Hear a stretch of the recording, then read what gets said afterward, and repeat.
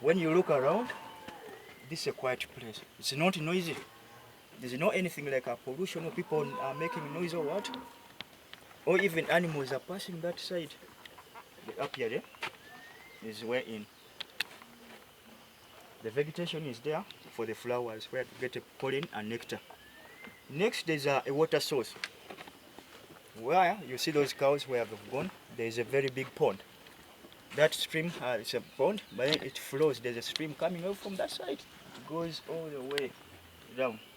So with the water for the bees, no problem with them. So we choose our apiary to be there. You yourself, you get your site that I want my apiary to be here.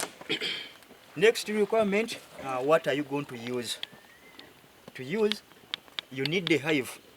And this is an example of the hives I'm talking about. There are various types.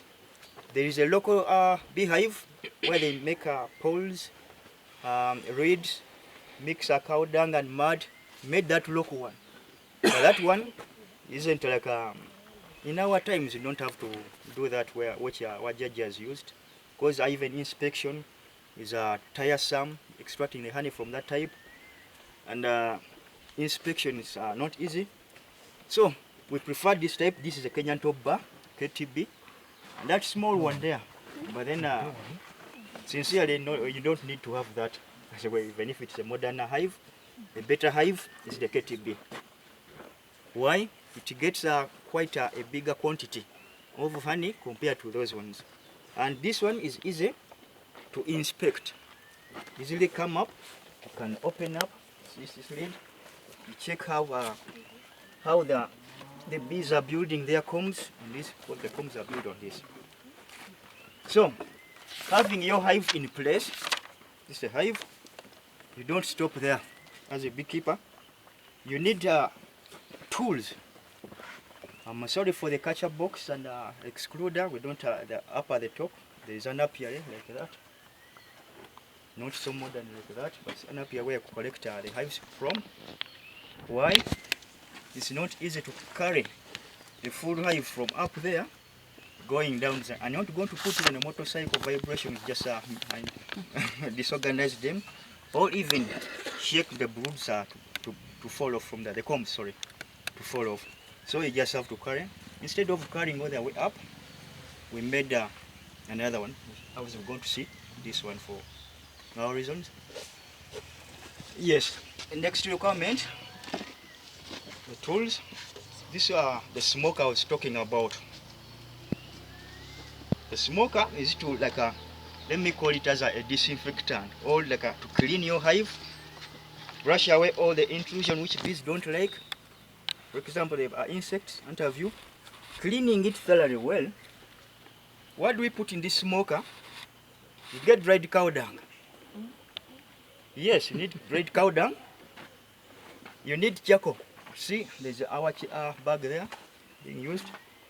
You also need a chisubi, lemongrass. Yes, that charcoal, put it together with the cow dung. Put it in. Then this the mesh you see. We are going to put the lemongrass. The lemongrass is going to bring out that good scent, and the cow dung also will chase away the potential pests like these black beetles, the insects, which are not good for the bees. You smoke right inside, all of it. You see that you've smoked it thoroughly well outside. Then after doing that, you get your fresh chisubi, lemongrass. Yeah? Squeeze it properly. You feel even the scent when you're squeezing it, that there's that scent that you're feeling that gets in. Then you smear your hive properly, thoroughly well. These ones, clean them properly, the entrance as well. Then from there, you get your beeswax. This is beeswax. For those who have never seen, it looks like a soap, old cheese. It's like soap, old cheese. Now what you do, we melt that wax When you melt that wax, it is going to smell like real honey. And why, like if we smelted it here, the bees, you see them coming, like one by one or two, until they become so many, because they have sensed something of theirs that you handle in here. They'll come. The other group has taken some small pieces, like maybe, because they try to feel it.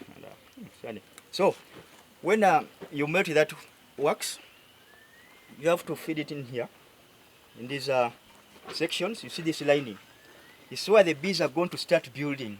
To them, they see, now the honey is here. We're going to start from here. Because once it dries up, it's going to stick in here. And for them, they're going to build their combs. Where? Going down like this.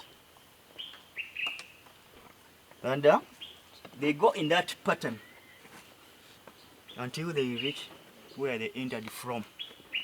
So, after doing all that, you arrange them properly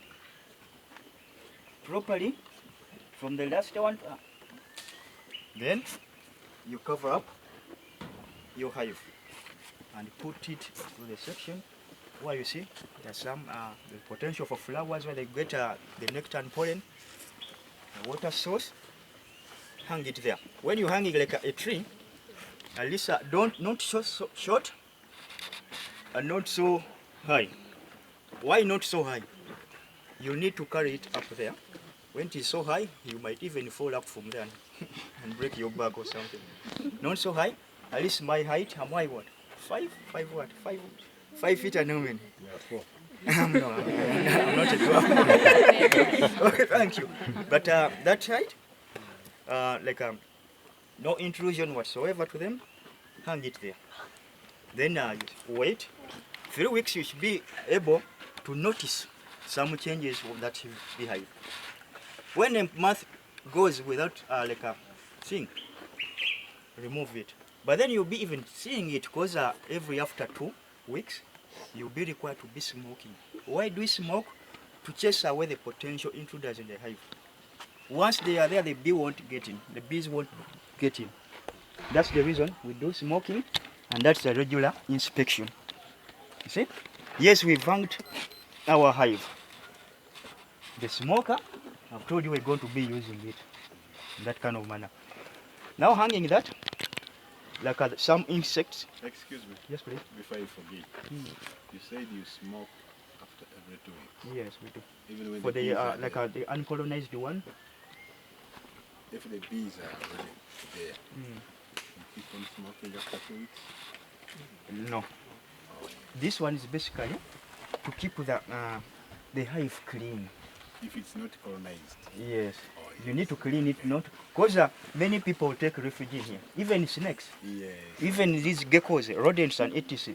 Black, there's a black insects, black beetles, etc. They go in. There are those small insects which have got a very bad scent. They go in, it's very smelly to them. They just run away if it goes in there with them. Yes, that's the reason for that. But inspection, you have to inspect.